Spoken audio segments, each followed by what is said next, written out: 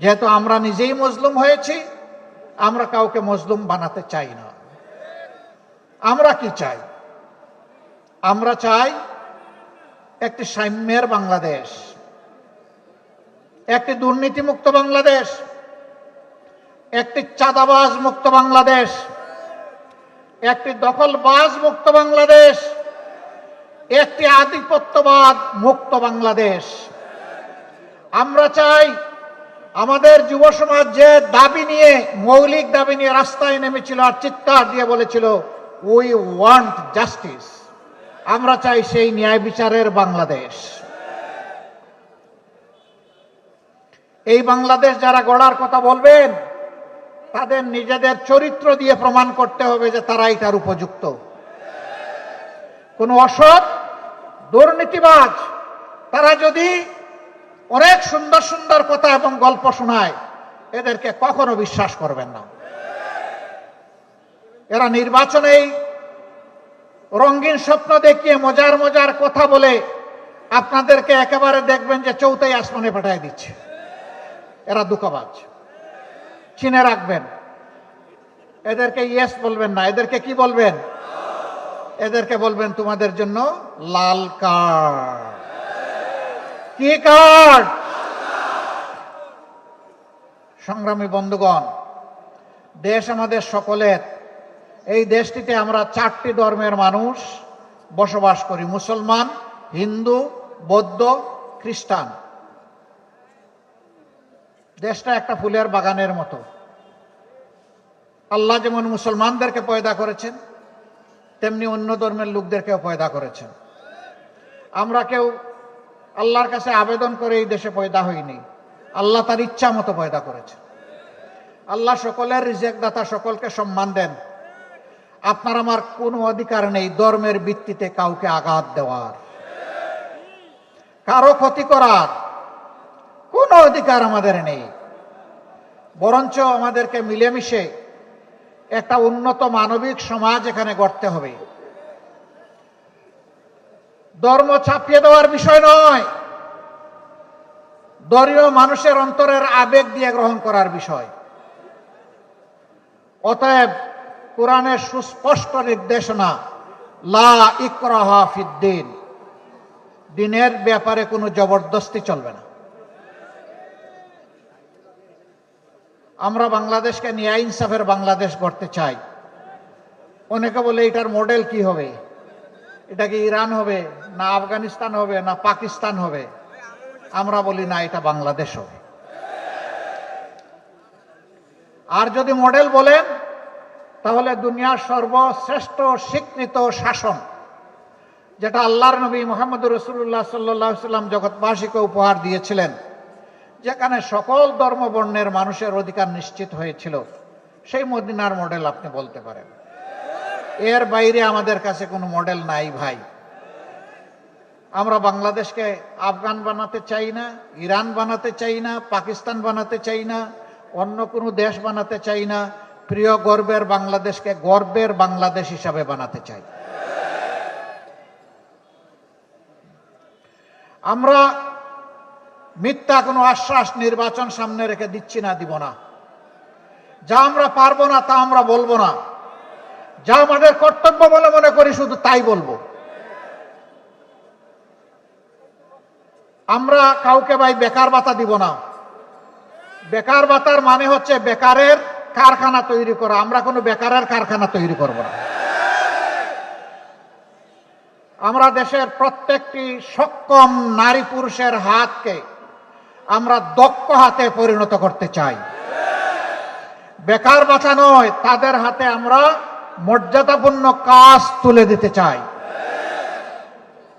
সে বুক ফুলিয়ে বলবে, আমি কোনো কারো দয়ার দানে চলতে চাই না, আল্লাহর দেওয়া মেধা এবং যোগ্যতা খাটিয়ে আমি সম্মানের সাথে বাঁচতে চাই। এইভাবে যখন প্রত্যেকটি নারী পুরুষ দক্ষ হয়ে উঠবে, আত্মবিশ্বাসী হয়ে উঠবে, সেই দিনই বিশ্বের বুকে মাথা উঁচু করে দাঁড়ানো একটা বাংলাদেশ গোটা বিশ্ব দেখতে পাবে ইনশাআল্লাহ। আমরা ওই দেশটা করতে চাই। অনেকে বলে মা বোনদের কোনো স্পেস থাকবে, আপনারা যেখানে কাজ করবেন, দেশ চালাবেন? আচ্ছা, মা বোন নাই কার কার গড়ে একটু হাত তুলেন তো দেখি। ওরে বাবা, ঘরের ভিতরে চলতে পারেন তো সমাজে চলতে পারবেন না? ঘর আপনার চলে না নারী ছাড়া, সমাজও আপনার চলবে না নারী ছাড়া। নারীদের কিছু কর্মক্ষেত্র আছে, এটা আপনি পারবেন না, আমিও পারবো না। আমার মায়ের, আমার মেয়ের, আমার বোনের, আমার স্ত্রীর কিছু কিছু বিষয় আছে, এটা নারীদের জন্য ডেজিগনেটেড, এটা পুরুষের দ্বারা হবে না। সেই কাজ কে করবে? রাসূলুল্লাহ সাল্লাল্লাহু আলাইহি সাল্লামের জমানায় প্রত্যেকটি যুদ্ধে নারীরা অংশগ্রহণ করেছেন। যুদ্ধের চাইতে কঠিন কোনো কাজ আছে? সেই কাজে যদি সম্মানের সাথে নারীরা দেশপ্রেম বুকে নিয়ে অংশগ্রহণ করতে পারেন, তাহলে দেশের প্রত্যেকটি সেক্টরে আমার মা বোনেরাও কাজ করবেন ইনশাআল্লাহ। এখানে আমরা দেখব না কোন নারী কোন ধর্মের, এখানে দেখব কোন মা বোনটি কোন যোগ্যতার, তার যোগ্যতা অনুযায়ী সম্মানের সাথে তার হাতে কাজ তুলে দেওয়া হবে ইনশাআল্লাহ। আমরা এখানে আমাদের প্রিয় দেশ এবং জাতিকে আর টুকরা টুকরা করতে চাই না, আর বিভক্ত করতে চাই না। আমরা সাম্যের এবং ঐক্যের আওয়াজ নিয়ে আপনাদের দুয়ারে এসেছি। আপনারা কি দেশকে বিভক্ত করতে চান? জাতিকে বিভক্ত করতে চান? চান না? তাহলে আমাদের ঐক্যের এই আহ্বানে আসুন, আপনারা সাড়া দিয়ে আমাদেরকে, আমাদের হাতকে আপনারা শক্তিশালী করুন। আমরা বলেছি নির্বাচন পরবর্তী আল্লাহ তাআলা যদি আমাদেরকে আপনাদের, আল্লাহ তাআলা তার মেহেরবানিতে আপনাদের ভোটের মাধ্যমে এই দেশ সেবার সুযোগ দেন, সরকার গঠনের সুযোগ দেন, এবার যারা নির্বাচনে অংশগ্রহণ করছেন আমরা তাদেরকে আহ্বান জানাবো, আসুন আসুন 5টা বছর অন্তত দেশটা এক হয়ে চালাই। তবে 3টা শর্ত মেনে আসতে হবে। নাম্বার 1, প্রথম শর্ত হচ্ছে নিজেরা কোনো দুর্নীতি করবেন না এবং কোনো দুর্নীতিবাজকে বগলের নিচে আশ্রয় দেবেন না। নাম্বার 2, সমাজের সকল মানুষের জন্য ন্যায় বিচার নিশ্চিত করা হবে। ন্যায় বিচারকে প্রভাবিত করার দুঃসাহস কেউ দেখাবেন না, রাজনৈতিক প্রভাব খাটাতে পারবেন না। বিচারকে তার আপন গতিতে চলতে দিতে হবে এবং বিচার বিভাগকে সম্পূর্ণ স্বাধীন করে দেওয়া হবে, যাতে অর্থের বিনিময়ে নয়, ন্যায্যতার ভিত্তিতে একজন মানুষ যেন ন্যায় বিচার পায়। এখানেও কে গরিব কে ধনী, কে কোন ধর্মের, এটা দেখার কোনো সুযোগ নেই। সমাজের কে কোন চেয়ারে বসে আছেন ওইটাও দেখার কোনো সুযোগ নেই। যে অপরাধে সাধারণ একজন মানুষকে শাস্তি দেওয়া হবে, আইনের আওতায় আনা হবে, একই অপরাধ যদি দেশের প্রেসিডেন্ট করেন তিনিও রেহাই পাবেন না। এর নাম হচ্ছে ন্যায় বিচার। কারো জন্য আপনার বিচার আর কারো জন্য ইম্পিউনিটি, দায় মুক্তি, এর নাম বিচার নয়, এটা বৈষম্য, বিচারের উপরে জুলুম। আমরা সেই বিচারের উপরে জুলুম মানব না। 3 নম্বর শর্ত, 54 বছরের বস্তা পচা রাজনীতি যা বাংলাদেশকে দিয়েছে ভালো, আমরা ওই বস্তা পচা রাজনীতি আর চাই না। যেই রাজনীতি তার নেতা নেত্রীকে চোর বানায়, লুটেরা বানায়, সন্ত্রাসী বানায়, ফ্যাসিস্ট বানায়, ওই রাজনীতি আর আমরা দেখতে চাই না। ফ্যাসিবাদ যাতে আর ফিরে না আসে, দুর্নীতিবাজরা আর যাতে সমাজে চলাফেরা করতে না পারে, এমন একটা দেশ এবং সমাজ গড়ার জন্য দেশবাসী মুখিয়ে আছে। বিশেষ করে রক্ত দিয়ে লড়াই করা যুবকরা, যুবতীরা মুখিয়ে আছে। আমরা তাদের কাছে ওয়াদাবদ্ধ, তোমাদের সেই আকাঙ্ক্ষা পূরণে লড়াই যতদিন চালিয়ে যেতে হয় আমরা প্রস্তুত। এ লড়াই থামবে না।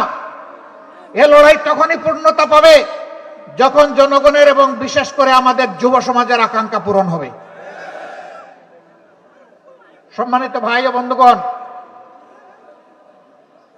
এই 3 শর্তে যারা দেশ গড়ার কাজে অংশ নিতে চাইবেন আমরা তাদেরকে বলবো মোস্ট ওয়েলকাম, আসেন। সবাই মিলে আমরা আগামীর বাংলাদেশটা গড়ে তুলব, স্বপ্নের বাংলাদেশটা গড়ে তুলব। এবার আসেন জাতীয় পর্যায়ে তো অনেক কিছু বললাম, রংপুরের ব্যাপারে কি বলা যায়? এখানকার মানুষ খুবই ভালো, এত ভালো যে নিজের দাবিটাও ভালো করে বলে না, এত ভদ্র নিজের দাবি আদায়ে মজবুত লড়াইও করে না। তাই বলে কি রংপুরের মানুষ আমাদের সৎ ভাই? না, আমরা পরস্পর ভাই ভাই।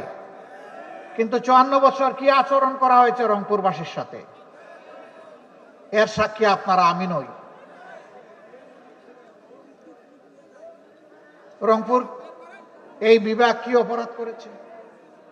বাংলাদেশের শস্য ভাণ্ডার এই উত্তরবঙ্গ, কিন্তু এই শস্য যারা ফলায় তাদের মুখের দিকে তাকানোর কোনো দায়িত্ব কি সরকারের নাই? যদি থেকে থাকে তাহলে প্রতি বছর বর্ষা আসার সাথে সাথে এই এলাকার মানুষ আতঙ্কগ্রস্ত হয়ে পড়ে কেন? তিস্তা, ধরলা, ব্রহ্মপুত্র, আর একটা কি জানি, করতোয়া নাকি না, হ্যাঁ করতোয়া, এই যে নদীগুলো, এইগুলো আল্লাহর দান, বিশাল নিয়ামত, কিন্তু দশকের পর দশক এই নদীগুলোর উপরে অত্যাচার করা হয়েছে, এগুলাকে জীবন দিয়ে রাখা হয়নি। বাজেট বরাদ্দ হয়েছে, নদীর বালু উপরে উঠে নাই, টাকা পকেটে এবং পেটে চলে গেছে। যার কারণে আজকে যখন ঢাকা থেকে আসছিলাম, উপর থেকে দেখলাম এত নদী নয়, এক একটা বিশাল মরুভূমি। এই নদীকে জীবন ফিরিয়ে দিতে হবে। নদী জীবন ফিরে পেলে উত্তরবঙ্গ জীবন ফিরে পাবে ইনশাআল্লাহ। তাই তিস্তা পরিকল্পনা বাস্তবায়নের কোনো বিকল্প নাই। কার ভালো লাগলো আর কার লাগলো না এগুলা দেখার আমাদের সময় নাই। আল্লাহ যদি আমাদেরকে দায়িত্ব দেন, আমরা কথা দিচ্ছি উত্তরবঙ্গের সর্বপ্রথম আমরা ওখানেই কুদাল দিয়ে কূপ দিব ইনশাআল্লাহ। ওটাই আগে বাস্তবায়ন করবো ইনশাআল্লাহ।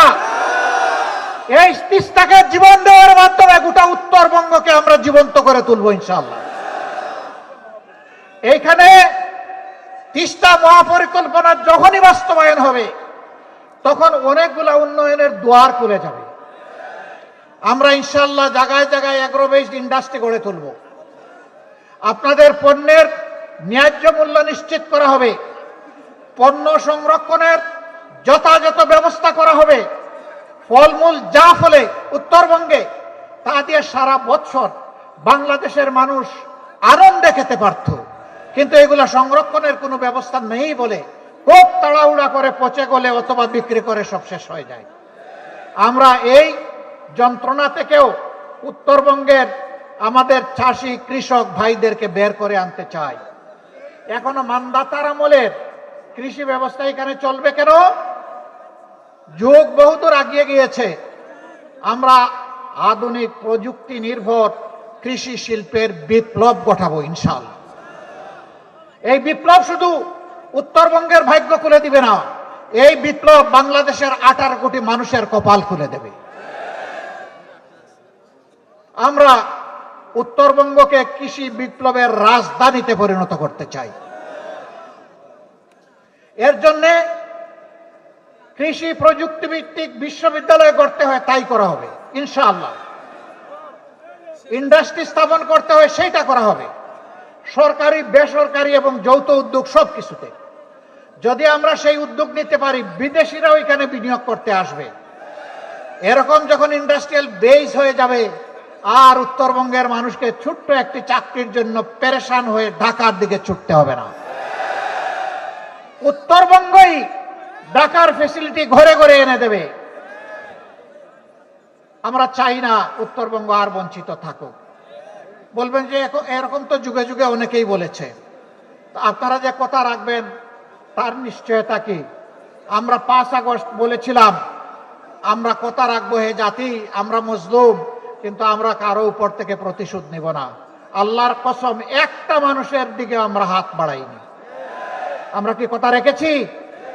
আমরা বলেছিলাম আর্থিকভাবে আমাদেরকে ক্ষতিগ্রস্ত করা হয়েছে, কিন্তু তাই বলে আমরা চাঁদাবাজি করব, এটা হবে না। আমরা কি চাঁদাবাজি করেছি? আপনাদের সাথে দেওয়া কথা আমরা রক্ষা করেছি। আমরা বলেছিলাম আমরা মামলা বাণিজ্যে নামবো না, আমরা নামি নাই। আমরা কি কথা রাখতে পেরেছি? ইনশাআল্লাহ আমরা কথা রাখবো। আমাদের দুইজন ভাই মাত্র 5 বছরের জন্য 3টা মন্ত্রণালয় পরিচালনা করেছিলেন। সততা, স্বচ্ছতা এবং দক্ষতার সাথে তারা সেই মন্ত্রণালয় পরিচালনা করেছেন। তারা সৎ ছিলেন, তারা স্মার্ট ছিলেন। তাদের দিকে কেউ আঙ্গুল তোলার সাহস করে নাই। যে এই মন্ত্রণালয়ে অপরাধ হয়েছে অথবা এখানে স্বজনপ্রীতি করা হয়েছে, এটা বলার সাহস কারো হয় নাই। কেন জানেন? তারা আল্লাহকে ভয় করতেন। আমরা যে কথাগুলো আপনাদেরকে বলছি, আমাদের সবগুলা কথার সাক্ষী হয়ে যাচ্ছেন স্বয়ং আল্লাহ রাব্বুল আলামিন। আমরা সেই আল্লাহকে ভয় করি। আল্লাহকে ভয় করে আপনাদেরকে সাথে নিয়ে, আপনাদের সাথে পরামর্শ করে উত্তরবঙ্গকে নতুনভাবে সাজাবো ইনশাআল্লাহ। এই সাজানোর কাজে আপনারা জান প্রাণ দিয়ে, ভালোবাসা দিয়ে আমাদেরকে কবুল করবেন। আলহামদুলিল্লাহ। এবার আমি আপনাদের সাথে পরিচয় করিয়ে দিচ্ছি। আপনারা চিনেন, সেই চেনা মানুষগুলোকেই আবার আপনাদের কাছে আমি পরিচয় করিয়ে দিচ্ছি। রংপুর 1 নম্বর আসন থেকে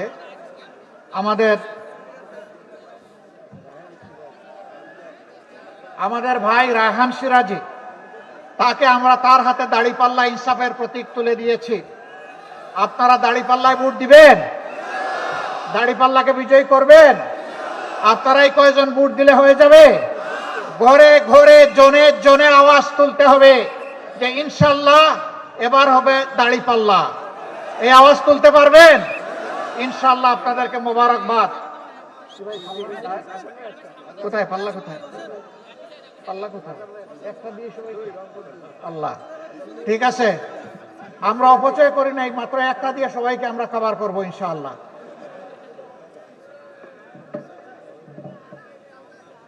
তারপরে রংপুর 2,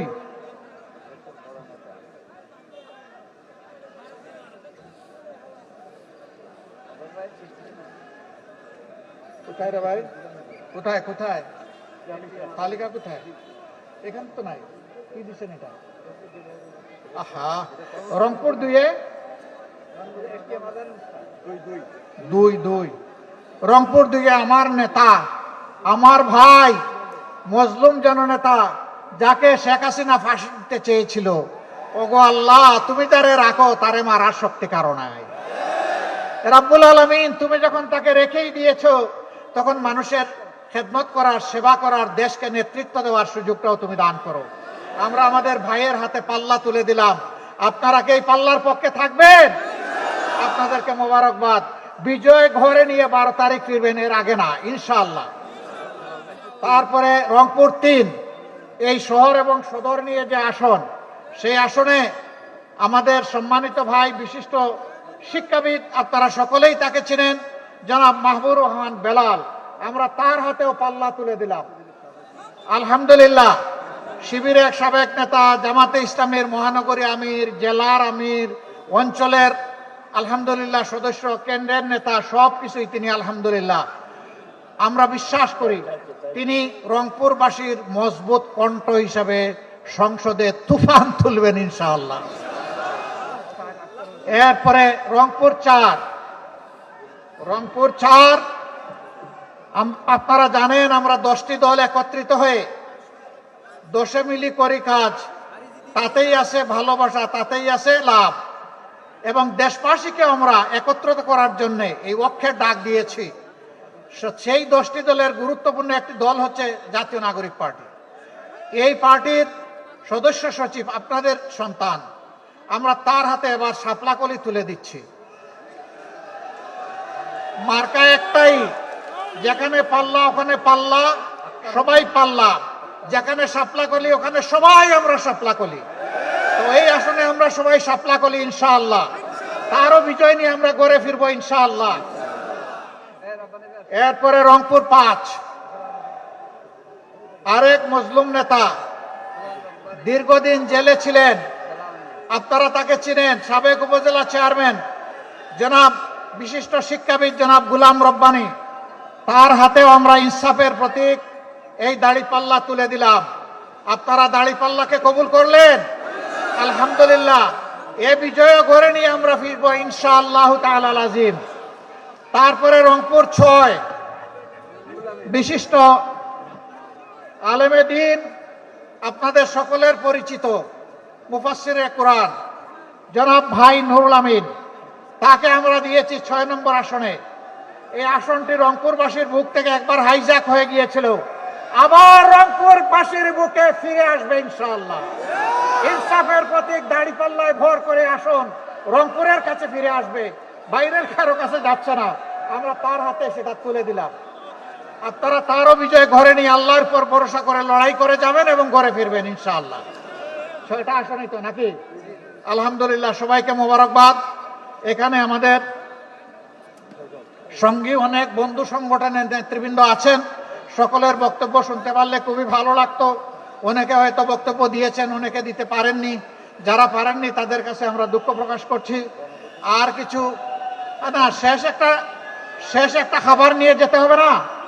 দাড়িপাল্লা যখন সমঝিলেন তখন গণভোট কি করবেন আপনারা? গণভোটে কি বলবেন? গণভোটে হ্যাঁ বলবো ইনশাআল্লাহ।